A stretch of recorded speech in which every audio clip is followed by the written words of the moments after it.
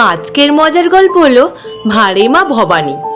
গোপাল আর গোপালের গিন্নি রাত্রিবেলা ঘুমোচ্ছিল। ওদিকে কিছু পাওনাদার এসে গোপালের বাড়ির দরজায় ধাক্কা দিতে থাকে আর ডাকতে থাকে বারবার করে, ও গোপাল গোপাল ও গোপাল, বারবার ডাকতে থাকে। হঠাৎ গোপালের গিন্নির ঘুম ভেঙে যায়।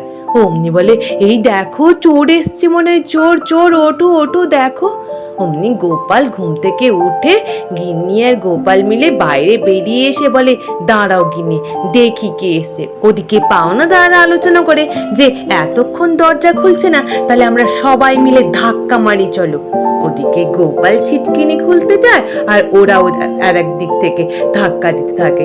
অমনি সঙ্গে সঙ্গে ওরা হুমড়ি খেয়ে পড়ে যায়। গোপাল আর গোপালের গিন্নি বলে, এই কি তোমরা কে এখানে চুরি করতে এসছো যে? পাওনাদাররা বলে, আমরা চোর না, আমরা গোপালের কাছ থেকে টাকা পাই। অনেক দিন থেকে গোপাল আমাদের দিচ্ছে না, রোজ বলে আজ দেবো কাল দেবো এইরূপ করতে আছে, তাই আমরা রাত্রিবেলায় এসছি পাওনা আমার নিতে। দাও দেখি গোপাল, আমাদের বাকি টাকাগুলো সব দিয়ে দাও দেখিনি।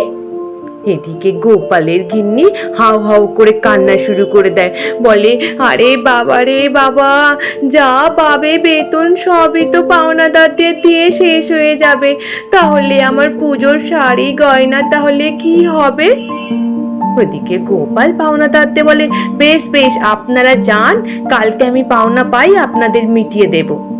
তারপরের দিন সকাল হতে গোপাল রাজসভায় যায়। ওদিকে রাজসভার সভাসদরা সকলে এই ভাতা বাড়ানোর কথা রাজা মশাইকে বলে।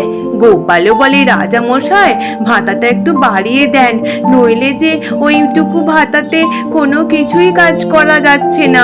বলে, ভাতা বাড়ানো যাবে না। মন্ত্রী মশাই বারবার করে বলে, রাজা মশাই একদম গোপালের কথা শুনবেন না। তারপর সকলকে যতটা পরিমাণে ভাতা দেওয়া হয় ততটাই ভাতা দেয়।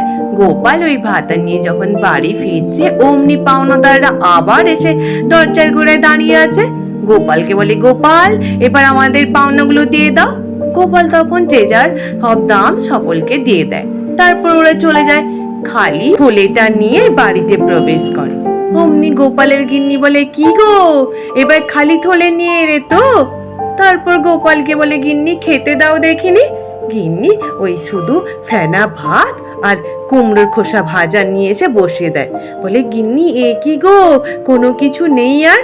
বলে, কি থাকবে আর, কিপটে কোথাকার, বাড়িতে কোনো বাজার না থাকলে কি রান্না করে দেবো তোমায় শুনি? আমার বাম্মা যে কি দেখে তোমায় দিয়েছিল। গোপাল তারপর বাজারের ব্যাগ নিয়ে বাজারে যায়। বাজারে গিয়ে প্রথমে মাছওয়ালার কাছ থেকে মাছ কিনতে যায়। বলে, ভাই, একশের মাছ দে দেখিনি, তোকে পরে আমি তোর পাওনা দিয়ে দেব। বলে, না না গোপাল দাদা, আর ধার বাকিতে হবে না, আগে আমার টাকা দেবে, তারপর তুমি মাছ কিনবে। অমনি গোপাল তখন ওর দোকান থেকে চলে এসে চালের দোকানে যায়। চালের দোকানে গিয়েও বলে, দে তো একশের চাল। বলে, না না গোপাল দাদা, আগে চাল দেব না, আগে টাকা দাও, তারপর চাল দেব, আর ধার বাকিতে দেব না। সবজিওয়ালার কাছে যেতে সবজিওয়ালাও একই কথা বলে। বেচারা গোপাল কারুর কাছ থেকে কিছু না পেয়ে খালি হাতে বাড়ি ফিরে আসে। সন্ধে হতে গিন্নি সন্ধ্যা দিচ্ছিল। অমনি গোপাল আসতেই গিন্নি বলে, কি গো, বাজার সবজি এগুলো করেছো, আমার জন্য শাড়ি আর নাকছাবি নিয়ে এসছো?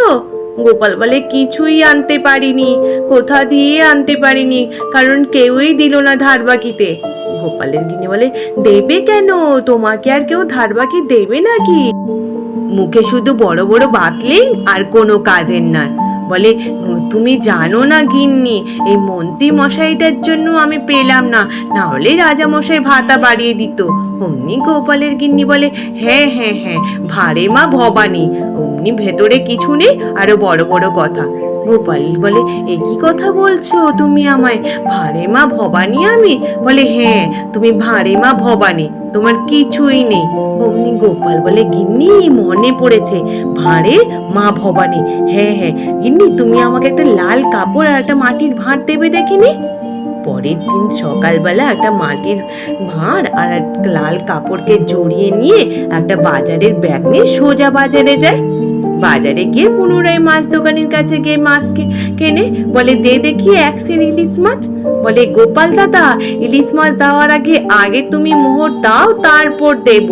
বলে নিয়ে এসছি রে, এই দেখ আমার কাছে আছে ভাঁড়, এই ভাঁড়ের মধ্যে মা ভবানী আছে, এর মধ্যে আমার পূর্বপুরুষের সমস্ত সম্পত্তি রাখা আছে, বুঝলি? বলে তাই না কি গোপাল দাদা, দাঁড়াও দাঁড়াও, তাহলে তোমাকে 1 সের মাছ দিচ্ছি। অমনি 1 সের দিয়ে দেয়। তারপর বলে আজকে কি বারে? বলে আজকে তো বৃহস্পতিবার গোপাল দাদা। বলে যা, আজকে তো আর দিতে পারবো না তোকে, কারণ বারণ আছে। মা ভবানী বলে যে অমাবস্যার দিনই শুধু এই মোহর বের করে দিতে।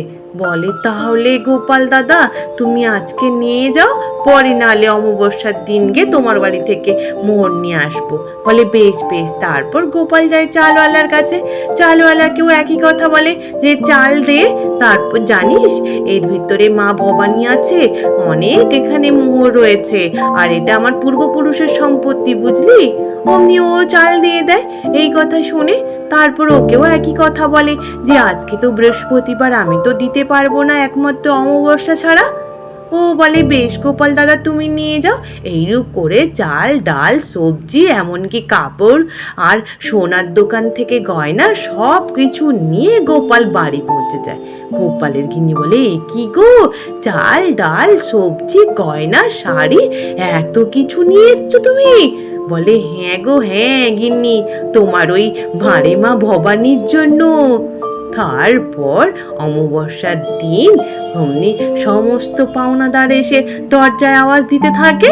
গোপাল বলে গিন্নি তুমি ভেতরে থাকো, আমি দেখছি। তারপর গোপাল বাইরে বেরিয়ে আসতেই সকলে বলে গোপাল দাদা দাও, আজকে তো অমাবস্যা, তোমার ওই ভাঁড় খোলো, মা ভবানীর যে ভেতরে মোহর টোর আছে ওগুলো দাও। বলে কিসের ভাঁড়? আমি তোদেরকে ভবানী ভাঁড়ের কথা বলেছি?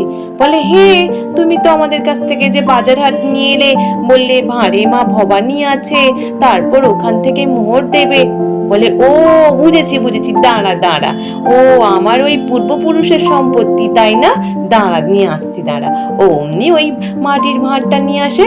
বলে এবার দাও গোপাল দাদা। বলে তোরা আগে চোখটা বন্ধ কর, তারপর দিচ্ছি। বলে না না, আমরা কেউ চোখ বন্ধ করবো না, তুমি দাও। অমনি গোপাল ভাঁড়টা ঢাকনা খুলে দেখাতেই ওরা সকলে অবাক। বলে এ কি গো গোপাল দাদা, এ তো কিছু নেই, খালি। বলে হে খালি হবেই তো, কারণ পূর্বপুরুষরা তো আমার জন্য কিচ্ছু রাখেনি, ভাঁড়ে মা ভবানী রেখেছে, তাহলে কি আমি ভর্তি কোথা দিয়ে দেবো বল তোদের? ওরা রেগে গিয়ে বলে গোপাল দাদা আমাদের ঠকালে তো, দাঁড়াও রাজসভায় গিয়ে আমরা জানাচ্ছি। তারপর ওরা আবার রাজসভায় যায়।